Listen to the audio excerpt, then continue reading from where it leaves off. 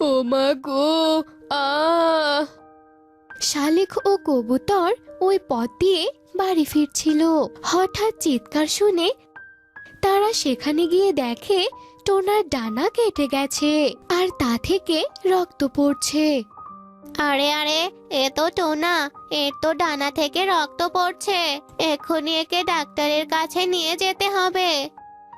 এরপর শালিক ও কবুতর টোনাকে ভ্যান গাড়িতে করে ডাক্তারের কাছে নিয়ে যায় আর ডাক্তার টোনার ডানায় ব্যান্ডেজ করে দেয়। হ্যাঁ রে টুকি, তোর মা কোথায়? মা তো ঘরে। মা, ও মা, তোমাকে ডাকছে। কি হয়েছে কি? এ কি টোনা এভাবে ভ্যান গাড়িতে কেন? কি হয়েছে টোনার? মনে হয় কাঠ কাটতে গিয়ে চোট পেয়েছে। আমরা ডাক্তারের কাছে নিয়ে গিয়েছিলাম। যাও, টোনাকে ঘরে নিয়ে যাও, ওর এখন বিশ্রাম প্রয়োজন।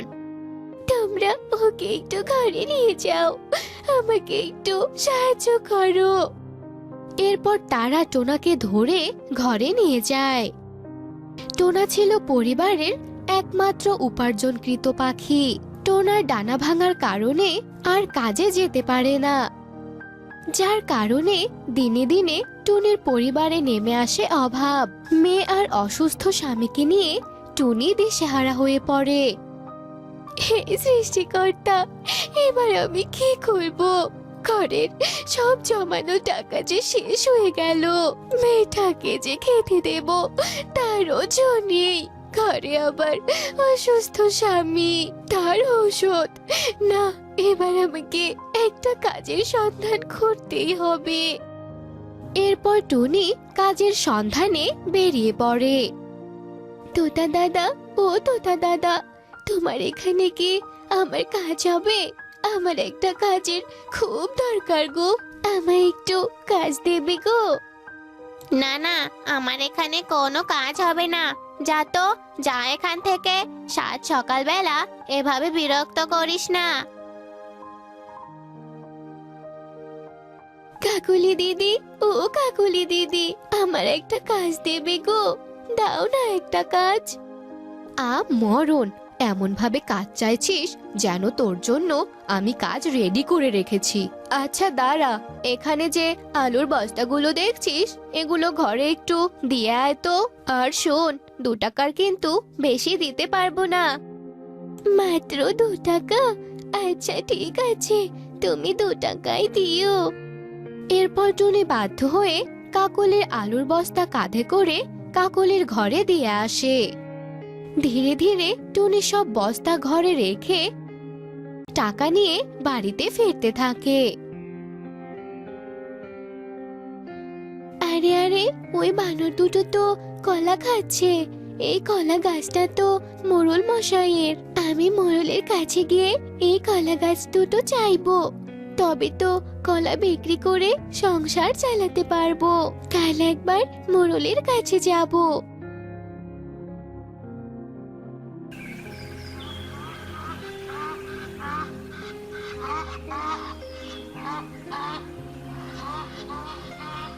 আগে মোড়ল মশাই, একটা দরকারে আপনার কাছে এসেছি।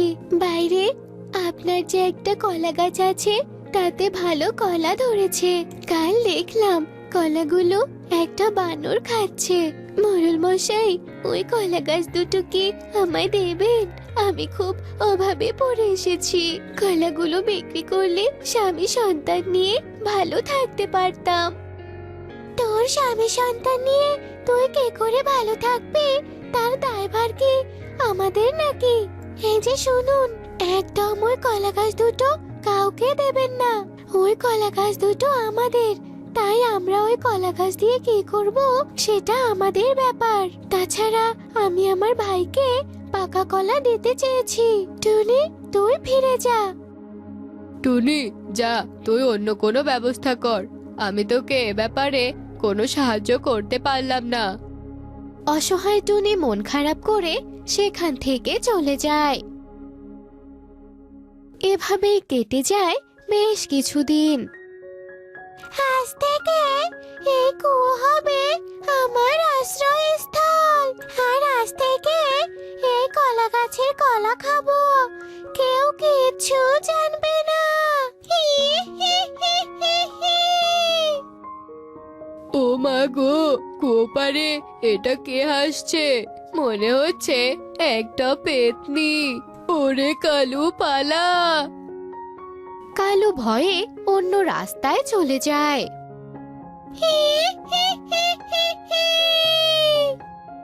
পাকা কলা নিয়ে যাও গো, পাকা কলা, মাত্র 30 টাকা হালি, পাকা পাকা কলা। আমাকে 2 হালি কলা দে তো। আমাদেরও দে পাকা কলা, তাড়াতাড়ি দে। এক নিমিষেই টুনির ঠেলা গাড়ির সব কলা বিক্রি হয়ে যায়। এদিকে কুয়োপাড়ের পেতনির আতঙ্ক দিন দিন বাড়তে থাকে। রাতের বেলা ভয়ে কেউই সেই রাস্তা দিয়ে যেত না, এমনকি দিনের বেলাতেও ওই রাস্তা দিয়ে কেউ যেতে চাইতো না। একদিন বাচ্চারা কুয়োর পাড়ের মাঠে ক্রিকেট খেলছিল। এই ছয়! ছয় ছয় ছয়! কি সর্বনাশ! আরে আরে, আমার বল তো কুয়োতে পড়েছে।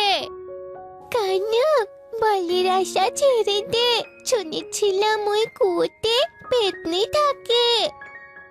আমার বল আমাকে নিতেই হবে। কনক এগিয়ে যেতেই তারা একটা কান্নার আওয়াজ শুনতে পায়।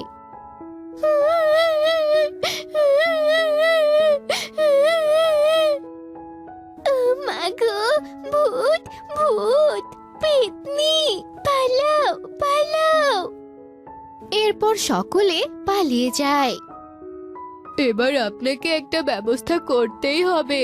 ওই পেতনির জ্বালায় কুয়োপাড়ে কেউ যেতেই পারে না। কুয়োতে এক পেতনি বসে হাসে আর কাঁদে। কুয়োপাড়ের কলা গাছ থেকে কলা পেড়ে নিয়ে যায়। কুয়োপাড়ে এখন আরো 2টো কলা গাছ বেড়েছে। এখন ওখানে 4টে কলা গাছ। মনে হয় পেতনি কলা খেতে পছন্দ করে, তাই আরো 2টো কলা গাছ লাগিয়েছে। এর একটা ব্যবস্থা করুন মোড়ল মশাই, ব্যবস্থা করুন। থামো সবাই, চুপ করো, আমি এর সমাধান করব। তোমরা আজ সকলে বাড়িতে যাও। বনের সব পাখি মিলে এক তান্ত্রিক উল্লু প্যাঁচার কাছে যায় আর তাকে সব ঘটনা খুলে বলে।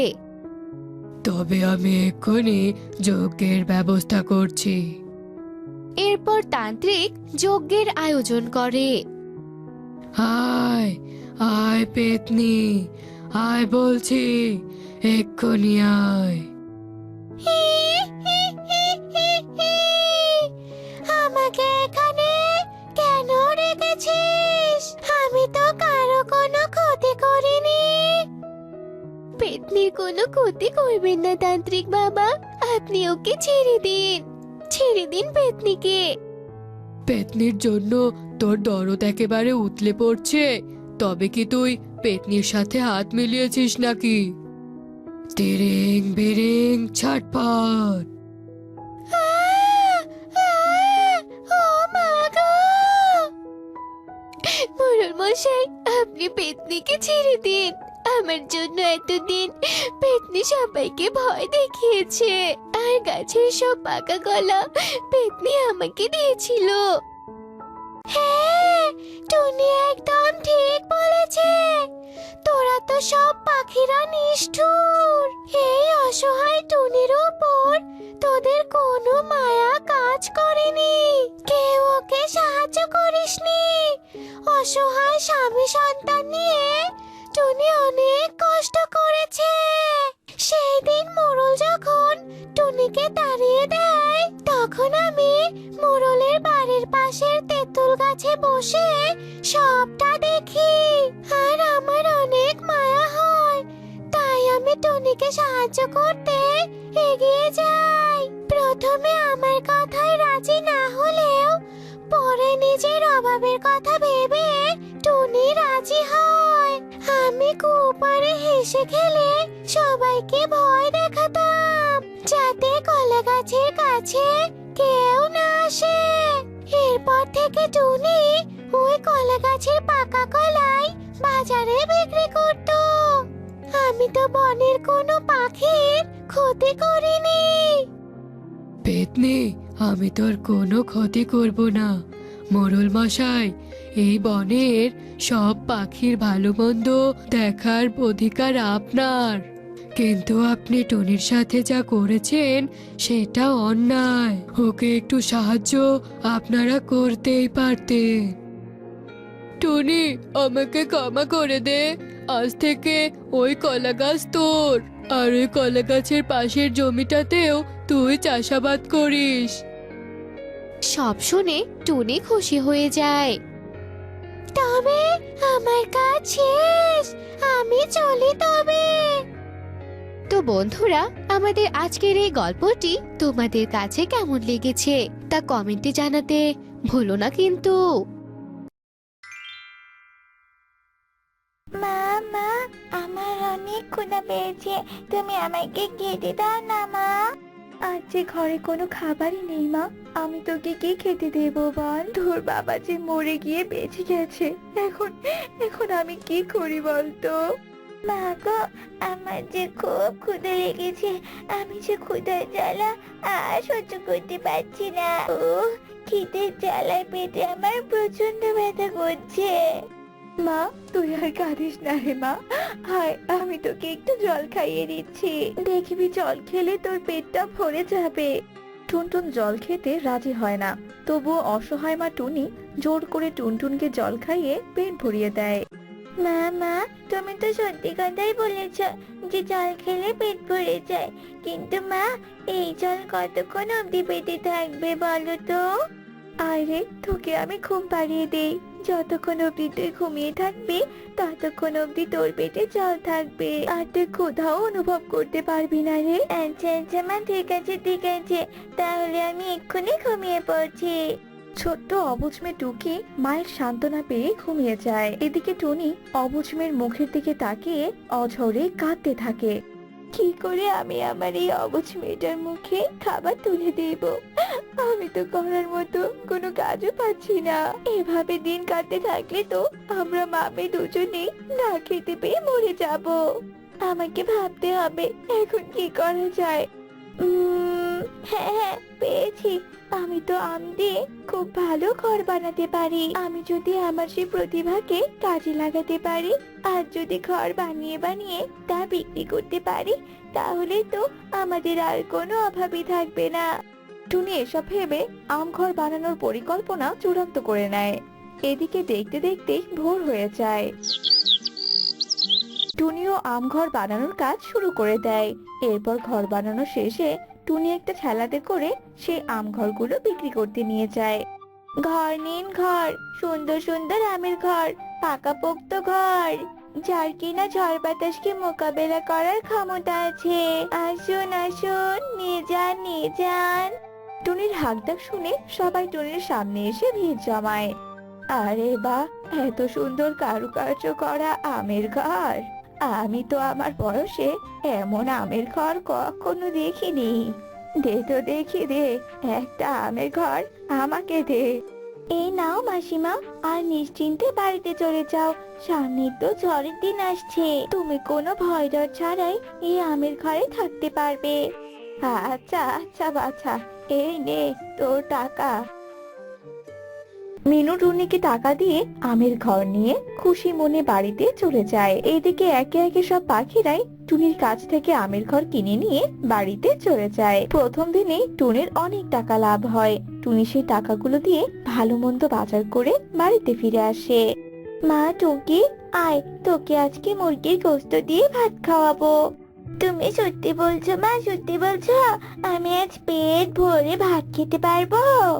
হ্যাঁ রে মা, হ্যাঁ খেতে পারবি, আয় রে সোনা আয়। এরপর মামে মিলে খুশি মনে রান্না বান্না করে সেই খাবারগুলো খেতে থাকে। এভাবেই দেখতে দেখতে কেটে যায় বেশ কিছুদিন, আর টুনিও তার আমের ঘর বানিয়ে বিক্রি করতে থাকে। এরপর একদিন টুনি তার আমের ঘর বানিয়ে সেগুলো রেখে নিজের ঘরে গিয়ে কাজ করছিল। এদিকে এক সাধারণ পরী আর এক রাক্ষসী পরী মিলে ঝগড়া করতে থাকে। রাক্ষসী পাখি, তুই সাধারণ পাখিদের ক্ষতি করার জন্য জঙ্গলে এসে কিন্তু অনেক বড় ভুল করেছিস। এখনো সময় আছে, তুই এখান থেকে চলে যা বলছি। তুই ভাবলি কি করে আমি এদেরকে ছেড়ে দিয়ে আমার রাজত্ব না করে চলে যাব? এদের সাথে কিছু করতে হলে আগে তোকে আমার সঙ্গে লড়াই করতে হবে। তোর মতো একটা সাধারণ পরীর সঙ্গে লড়াই করা আমার কোনো ব্যাপারই নয়, বুঝেছিস তুই? সাধারণ পরী আর রাক্ষসী পরী পাখিকুলকে নিয়ে একে অপরের সঙ্গে যুদ্ধে লিপ্ত হয়। তারা বেশ কিছুক্ষণ একে অপরের সঙ্গে লড়াই করতে থাকে। এক পর্যায়ে রাক্ষসী পরী হেরে যায় আর যুদ্ধক্ষেত্র থেকে পালিয়ে যায়। কি হলো রাক্ষসী পরী, এভাবে ভীতুর মতো পালিয়ে গেলি কেন? সাহস থাকলে সামনে আয়, কথাটা তুই মনে রাখিস। আমি বেঁচে থাকতে তুই কিছুতেই পাখিদের কোনো ক্ষতি করতে পারবি না। পরী তার কথা শেষ করে পুরো জঙ্গলে মায়া বলাই দিতে থাকে। আর তখনই রাক্ষসী পরী বিশ্বাসঘাতকতা করে পরীকে পাশ থেকে আঘাত করে আর পরীর সঙ্গে সঙ্গে মাটিতে পড়ে যায়। আমি এখন চলে যাচ্ছি, তবে আমি আবার ফিরে আসবো আর পুরো পাখিগুলোকে আমি আমার দাস বানাবো। রাক্ষসী পরী সেখান থেকে চলে যায় আর ভালো পরী মাটিতে লুটিয়ে পড়ে কাতরাতে থাকে। এদিকে টুনি তার আম ঘরের ঠেলা নিয়ে ওই পথ দিয়েই যাচ্ছিল। হঠাৎই টুনি পরীকে মাটিতে পড়ে থাকতে দেখে দৌড়ে তার কাছে আসে। একে কি পরী, তুমি এভাবে মাটিতে লুটিয়ে আছো কেন? কে কে তোমাকে আঘাত করলো? এরপর পরী টুনিকে সব ঘটনা খুলে বলে। আরে তুমি আমার সঙ্গে আমার বাড়িতে চলো, আমি তোমাকে সেবা করে সুস্থ করে তুলবো। টুনি পরীকে তার বাড়িতে নিয়ে যায় আর সেবা করে সুস্থ করে তোলে। এভাবেই দেখতে দেখতে বেশ কয়েকদিন কেটে যায় আর রাক্ষসী পরী আবারও জঙ্গলে ফিরে আসে। আমি হব একমাত্র শক্তিমান আর তোরা সকলেই হবি আমার দাস। রাক্ষসী পরী, তুই হয়তো ভুলে গিয়েছিস যে এখানে আমি বিদ্যমান, আর যতদিন আমি আছি তুই এই জঙ্গলের কোনো ক্ষতি করতে পারবি না। আমার আঘাত পেয়ে তোর তো দেখছি কোনো শিক্ষাই হয়নি, তাহলে তো তোকে আবারও আঘাত করতে হয়। রাক্ষসী পরী ভালো পরীর দিকে জাদুই আগুন ছুটতে থাকে আর ভালো পরীও তার জাদু প্রয়োগ করতে থাকে। বেশ কিছুক্ষণ এভাবে যুদ্ধ চলে। এরপর এক পর্যায়ে রাক্ষসী পরী আঘাত পায় আর সেখান থেকে পালিয়ে যায়। রাক্ষসী পরীকে পালাতে দেখে তো সবাই ভীষণ খুশি হয়ে যায়। এদিকে ভালো পরী টুনিকে বলে, টুনি, তুমি অনেক ভালো পাখি আর তুমি আমাকে অনেক সাহায্য করেছো, আর তার জন্য আমি তোমাকে কিছু উপহার দিতে চাই। টুনি, কি উপহার পরী বলো? এই নাও জাদুই জল। এই জল তুমি রোজ রোজ তোমার আম ঘরের উপর ছিটিয়ে দেবে আর তখনই তোমার আমের ঘর রঙিন আমের ঘর হবে, বুঝেছো? তারপর একা একাই একটা আম ঘর থেকে দ্বিগুণ আম ঘর হবে আর সেই রঙিন আম ঘরগুলো তুমি বাজারে বিক্রি করবে। এতে করে তোমার ভাগ্যের অনেক পরিবর্তন ঘটবে। তোমাকে অনেক ধন্যবাদ পরী। এরপর পরী সেখান থেকে অদৃশ্য হয়ে যায় আর টুনিও পরীর দেওয়া জল নিয়ে তার আম ঘরের কাছে চলে যায়।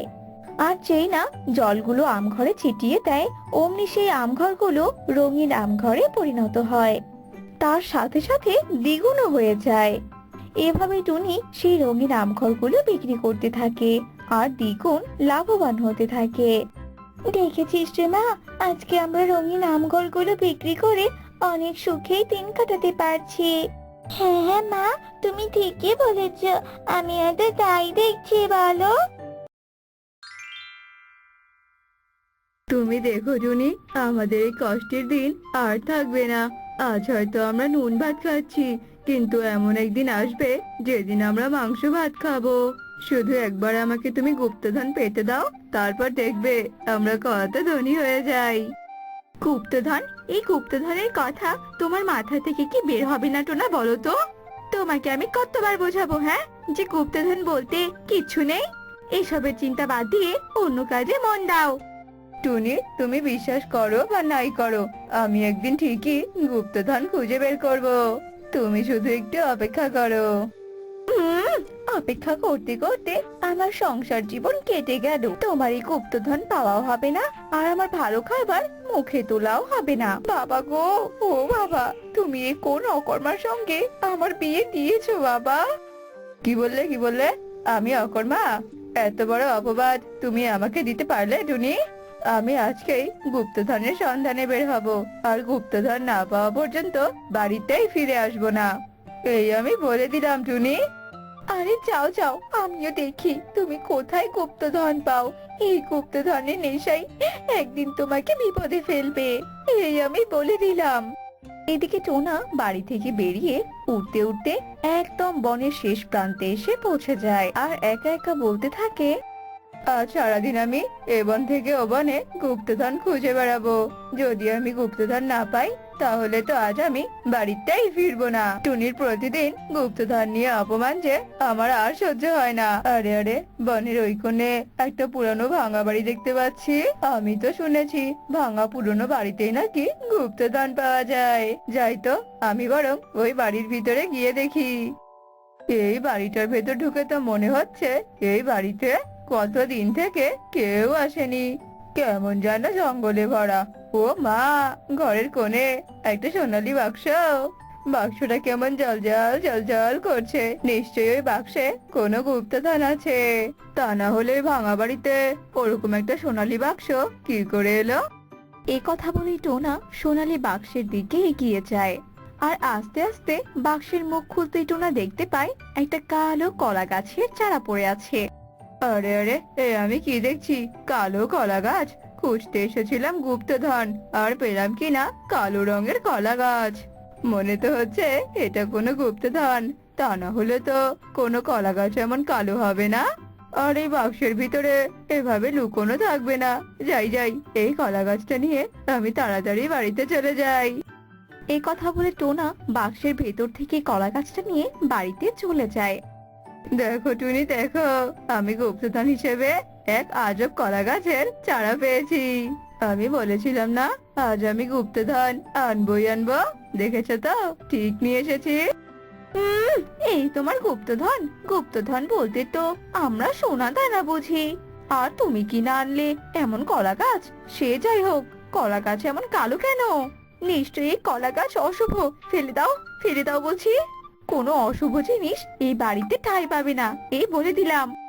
এত কষ্ট করে আমি এই গাছটাকে নিয়ে এলাম, আর তুমি কিনা বলছো ফেলে দেব?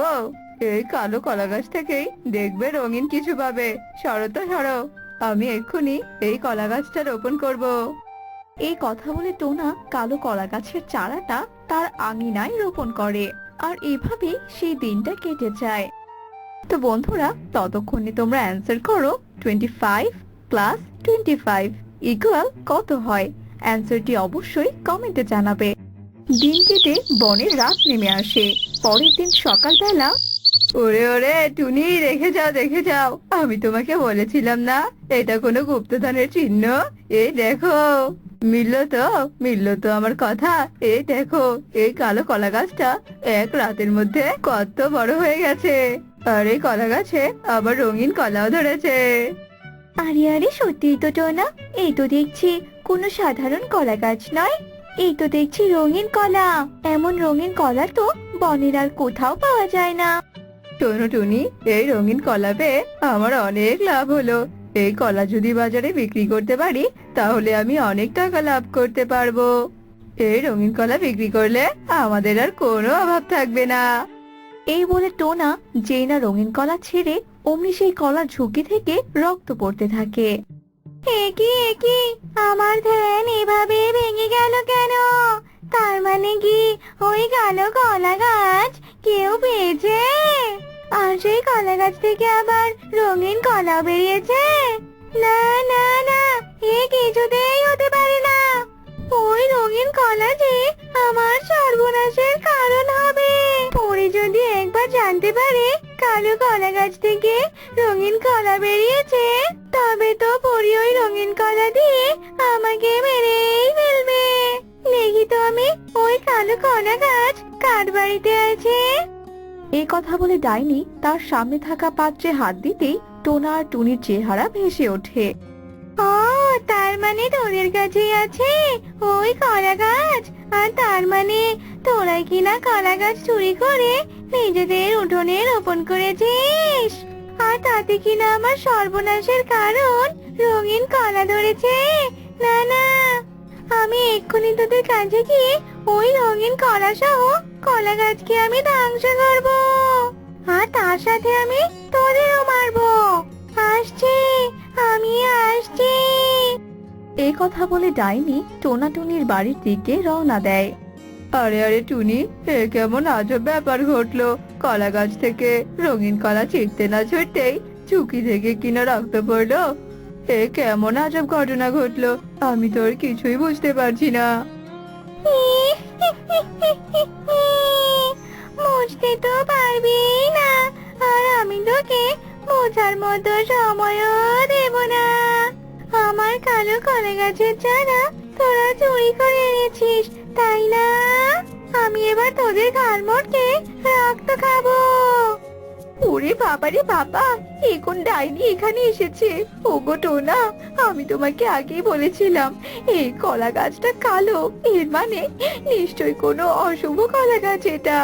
এবার দেখলে তো কলা গাছের রঙিন কলার জন্য আমাদের কেমন ডাইনির কবলে পড়তে হলো। ও টোনা, এবার আমাদের কে বাঁচাবে গো? আমি আমি বাঁচাবো তোমাদের। এই এই ডাইনি, আমি তো এই দিনটারই অপেক্ষা করছিলাম, কবে কেউ কালো কলা গাছটা এনে রোপণ করবে আর তাতে রঙিন কলা ধরবে। তুই পরীদের অনেক চালিয়েছিস, এবার তোর মৃত্যুর দিন ঘনিয়ে এসেছে।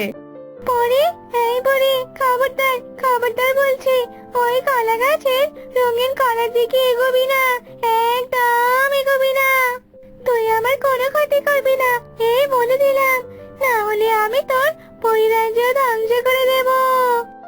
ডাইনি এ কথা বলতে না বলতেই পরি সেই রঙিন কলা গাছ থেকে একটা কলা ছিঁড়ে নেয় আর তা ডাইনির দিকে ঢিল মারে। কলাটি ডাইনির শরীরে লাগতেই ডাইনির পুরো শরীরে আগুন লেগে যায়। একে একে তুই এই কি করলি রে? আমি আমি পড়ে গেলাম, চলে গেলাম গো, চলে গেলাম। আমার আমার যে সব শক্তি শেষ হয়ে গেল। এ কথা বলতে বলতেই ডাইনি ভৎস হয়ে যায় আর টোনা বলে ওঠে, পরি, ভাগ্যিস তুমি সময় মতো এসেছিলে, তা না হলে যে ওই ডাইনি আমাদের মেরেই ফেলতো। তোমাকে কি বলে যে ধন্যবাদ দেব পরি? ধন্যবাদ তো তোমাদের দেওয়া উচিত, এই কলা গাছটা তোমরা ডাইনির সীমানা থেকে নিয়ে আসতে পেরেছো, আর তোমাদের জন্যই তো এই কলা গাছে রঙিন কলা ধরেছে, আর আমিও ডাইনিকে এই কলা দিয়ে মারতে পেরেছি। কিন্তু পরি, এই রঙিন কলার সাথে ডাইনির কি সম্পর্ক? আমি তো কিছুই বুঝতে পারছি না। শোনো তাহলে, আমি তোমাদের সব ঘটনা খুলে বলছি। ওই ডাইনি পরীদের উপর একসময় অনেক অত্যাচার করত, তাই পরীরা বাধ্য হয়ে তাদের সমস্ত শক্তি দিয়ে এই কালো কলা গাছটা প্রকট করেছিল। আর আমরা সবাই ভেবেছিলাম এই কলা গাছ রোপণ করার পর যে রঙিন কলা ধরবে, সেই কলা দিয়ে আমরা সবাই মিলে ডাইনিকে মারবো। কিন্তু ডাইনি ওই কালো কলা গাছের কথা জানতে পেরে কলা গাছটা চুরি করে নিয়ে যায়, আর চুরি করে নিয়ে গিয়ে নিজের আস্তানায় রাখে। আমরা পরীরা কিছুতেই ওই আস্তানা থেকে কিছুতেই কলা গাছটা উদ্ধার করতে পারছিলাম না, আর আমাদের সেই কাজটা তুমি সহজ করে দিয়েছো। ও, এবার আমি সবটা বুঝতে পেরেছি। তা পরি, এই কলা গাছ আর রঙিন কলা যেহেতু তোমার, তবে এই কলা গাছটা তুমি নিয়ে যাও। না না, এই কলা গাছের কাজ শেষ, তোমরা অনেক কষ্ট করে রোপণ করেছো, আজ থেকে এই কলা গাছে তোমাদের। তোমরা এই কলা গাছ থেকে রঙিন কলা বিক্রি করে নিজেদের সংসার চালাও, আমার পক্ষ থেকে এটা তোমাদের জন্য উপহার। এই বলে পরি সেখান থেকে অদৃশ্য হয়ে যায়, আর টোনাটুনি পরীর কথায় ভীষণ খুশি হয়। এরপর থেকে তারা রঙিন কলা বিক্রি করে যা টাকা পেত তাই দিয়ে নিজেদের সংসার চালাতো, আর টুনিও অনেক ভালো ভালো খাবার খেতে পারতো। অনেক বছর হয়ে গেছে, কিন্তু টুনি কোনো ছানার জন্ম দিতে পারেনি, আর এই কারণে টোনা টুনির সাথে সব সময় খারাপ আচরণ করত। এমনকি টোনা টুনিকে ধরে মারধরও করত। হে প্রকৃতি মাতা, আমি কি এমন পাপ করেছি? তুমি কেন আমাকে এত কষ্ট দিচ্ছ? এত কষ্ট যে আমি আর সহ্য করতে পারছি না। টুনি এসব কথা বলে যখন কাঁদছিল তক্ষুনি সেই পথ দিয়ে এক তান্ত্রিক উল্লু পেঁচা যাচ্ছিল। আর টুনির এসব কথা শুনে তান্ত্রিক উল্লু পেঁচা টুনির কাছে আসে। বাছা, তুই প্রকৃতি মাকে এমন ভাবে ডাকছিস মনে হচ্ছে তুই প্রকৃতি মায়ের অনেক বড় ভক্ত। কিন্তু বাছা, তুই এভাবে কাঁদছিস কেন? কি হয়েছে তোর? আর কিসের এত কষ্ট? এরপর টুনি তার স্বামীর দুর্ব্যবহার এবং তার ছানা না হওয়ার কথা সব উল্লু পেঁচাকে খুলে বলে। শান্ত হ বাছা, শান্ত হ। আমি তোর কষ্টটা বুঝতে পারছি, তবে তোর কষ্ট দূর হওয়ার ব্যবস্থা আমি এক্ষুনি করছি রে। এই নে পবিত্র জল, এই জল তুই যেই মনোবাসনা নিয়ে খাবি তাই পূরণ হবে রে।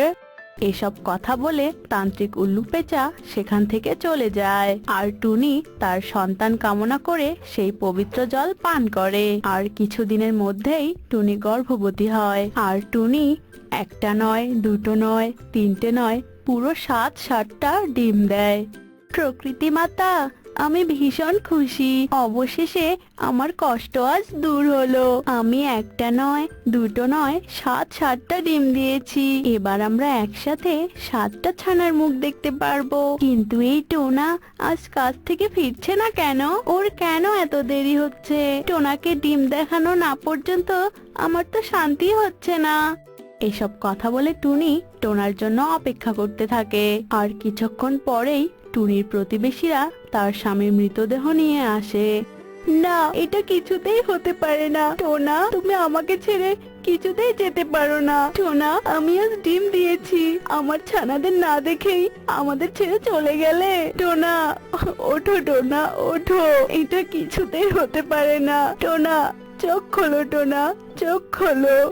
এভাবেই টুনি টোনার মৃতদেহর পাশে কাঁদতে থাকে। টোনার মৃত্যুর পর টুনি ভীষণ ভেঙে পড়ে। আর কেঁদো না টুনি দিদি, এবার একটু শান্ত হও, সবটা মেনে নাও। কি আর করবে বলো? টোনা দাদা চলে গিয়েছে, তাতে কি হয়েছে? তোমার ডিমগুলো তো আছে, তা দিয়ে ছানা ফোটাও তুমি, দেখবে তখন ছানাদের নিয়ে তুমি খুব ভালো থাকবে। সুখী পায়রার কথায় টুনি কিছুটা শান্ত হয়। আর টুনি ডিমে তা দিতে শুরু করে। এরপর বেশ কয়েকদিন কেটে যায়। আর টুনির ডিম ফুটে বাচ্চা বের হওয়ার সময় চলে আসে। ও, তেষ্টায় যে গলাটা ফেটে যাচ্ছে, আর থাকতে পারছি না। কিন্তু ঘরে তো এক ফোঁটা জলও নেই, যে জল খেয়ে তেষ্টা মেটাবো আমি। জল খেতে হলে তো সেই নদীর ধারে যেতে হবে।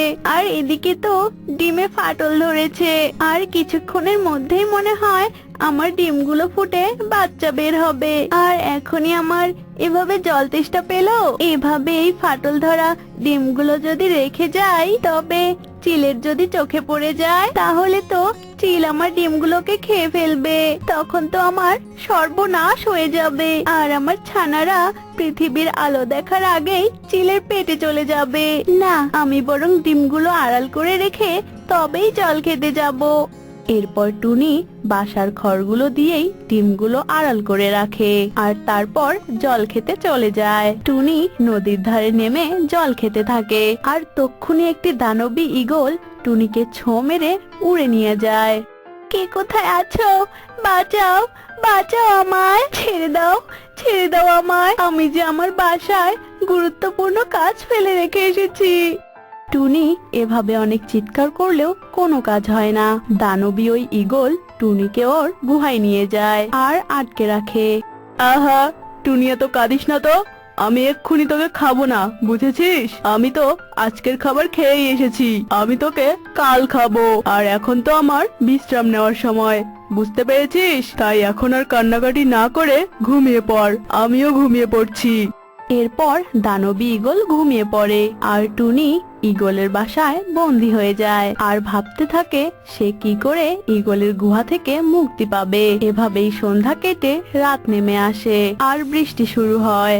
ধুর বাবা, এই ঝড় বৃষ্টির মধ্যে আমি এখন কোথায় যাই? এই তো চুরি করার জন্য জঙ্গলের পাখিরা আমাকে মারধর করে আমাকে তাড়িয়ে দিল। তাই তো বাধ্য হয়ে আমি এই জঙ্গলে এলাম। আর এই জঙ্গলে আসতে না আসতেই এত ঝড় বৃষ্টি শুরু হলো। এই রাতে এত ঝড় বৃষ্টির মধ্যে এখন আমি কোথায় আশ্রয় নেই? আরে ওই তো একটা পুরনো বাসা দেখা যাচ্ছে, দেখি তো ওখানে গিয়ে একটু আশ্রয় জোটে কিনা। এসব কথা চিন্তা করতে করতে শালিক টুনির বাসায় যায়। টুনির এমন খালি বাসা দেখে তো শালিক আরাম করে টুনির বাসায় বসে।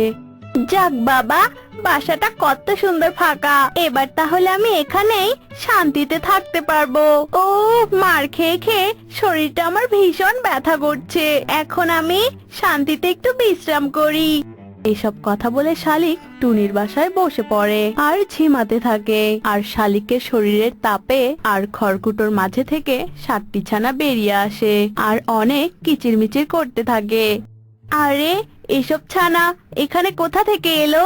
এরাও কি আমার মতো এই বাসায় আশ্রয় নিতে এসেছে নাকি? না, এদেরকে তো কিছুতে এখানে আশ্রয় দেওয়া যাবে না। এত ছোট একটা ঘরে 7টা ছানা, এদের জায়গা দিতে গেলেই তো আমি শান্তিতে থাকতে পারবো না। না, আমি কিছুতেই এদের থাকতে দেব না। আর এসব কথা চিন্তা করতে করতে শালিক টুনির ছানাদের ঝড় বৃষ্টির রাতেই বাসা থেকে বের করে দেয়। আর এর কিছুক্ষণ পর টুনি ঈগলের বাসা থেকে পালিয়ে নিজের বাসায় চলে আসে। আরে আরে, আমার বাসায় তুমি কে? হ্যাঁ, আর তুমি যে আমার বাসায় আছো, তবে আমার ডিম কোথায়? হ্যাঁ, আমি ঈগলের কবল থেকে অনেক কষ্টে মুক্তি পেয়েছি। আর এই তো এখানেই তো আমার ডিমগুলো ছিল। কোথায় আমার ডিমগুলো? আর আমার ডিমগুলো থেকে তো বাচ্চা ফোটার সময় হয়ে গিয়েছিল। বলো, তুমি আমার ডিমগুলো কি করেছো? উফ, আপদগুলোকে তাড়ালাম, এখন আবার আরেক আপদ এসে জুটলো। এই, কি মিথ্যে কথা বলছো তুমি? এটা তোমার বাসা মানে? মিথ্যে কথা বলছো তুমি, তাই না? এটা আমার বাসা। শালিকের এসব কথায় কান্না দিয়ে টুনি ঘরের মধ্যে তার ডিমগুলোকে খুঁজতে থাকে। আর পুরো বাসা খুঁজেও টুনি তার ডিমগুলোকে দেখতে পায় না। হে প্রকৃতি মাতা, আমার ডিমগুলো কোথায় গেল? আর এই, তুমি আমার বাসায় কি করছো? হ্যাঁ, আর আমার ডিমগুলো কোথায়? জবাব দাও আমায়। আরে কিসের ডিম আর কার বাসা? তুমি মিথ্যা বলছো কেন? হ্যাঁ, এটা কিছুতেই তোমার বাসা হতে পারে না, বুঝেছো? এভাবেই টুনি আর শালিক অনেক তর্ক করতে থাকে। আর তর্ক করতে করতে ভোর হয়ে যায়। আর টুনির বাসায় এমন চেঁচামেচি শুনে সুখী পায়রা টুনির বাসায় আসে। আরে টুনি দিদি, এটা আবার কে? আর এত চিৎকার চেঁচামেচি করছো কেন? এরপর টুনি সুখী পায়রাকে সমস্ত ঘটনা খুলে বলে। আর এসব শুনে সুখী পায়রার সাথেও শালিকের ঝগড়া লেগে যায়। এরপর শালিক বাধ্য হয়ে সবটা বলে দেয়। বলে যে সেই তার 7 ছানাকে তাড়িয়ে দিয়েছে আর নিজেই বাসাটা দখল করেছে। তোমার কি দয়া মায়া বলতে কিচ্ছু নেই? হ্যাঁ, সদ্য ফোটা বাচ্চাদের তুমি এভাবে তাড়িয়ে দিয়েছো। তুমি আমায় ক্ষমা করো বোন, আমি বুঝতে পারিনি। চলো আমরা সবাই মিলে তোমার ছানাদেরকে খুঁজি। এরপর টুনি, শালিক, সুখী পায়রা মিলে টুনির ছানাদের খুঁজতে বের হয়। এদিকে টুনির ছানাগুলো এক গাছের নিচে বসে অনেক কান্নাকাটি করছিল। আর তক্ষুনি সেই দিক দিয়ে সেই উল্লুক তান্ত্রিক পেঁচা যাচ্ছিল। আরে সাতকন্যা, তোরা এখানে কি করছিস? আর আমার দৈব শক্তি তো বলছে তোরা সেই টুনির 7টি ছানা, তবে তোদের এই হাল কেন রে? এরপর টুনির ছোট্ট ছোট্ট 7টি ছানা শালিকের তাড়িয়ে দেওয়ার কথা সমস্ত ঘটনা খুলে বলে। ছানাদের এসব কথা শুনে তান্ত্রিক উল্লু পেঁচার মনে অনেক মায়া হয়। আর তান্ত্রিক উল্লু পেঁচা জাদু করে 7টি ঘর বানায়। আর 7 কন্যাকে 7টি ঘর বানিয়ে দিয়ে তান্ত্রিক উল্লু পেঁচা সেখান থেকে চলে যায়। আর তক্ষুনি শালিক, টুনি, সুখী পায়রা সেখানে চলে আসে। 7 ঘরে 7টি কন্যা? টুনি, এরাই হলো তোমার 7টি কন্যা, যাদের আমি বাসা থেকে সেদিন তাড়িয়ে দিয়েছিলাম। এরপর টুনি তার 7 ছানাকে ফিরে পেয়ে ভীষণ খুশি হয়। আর টুনি 7 ঘরে 7 ছানাকে নিয়ে অনেক সুখে শান্তিতে দিন কাটাতে থাকে।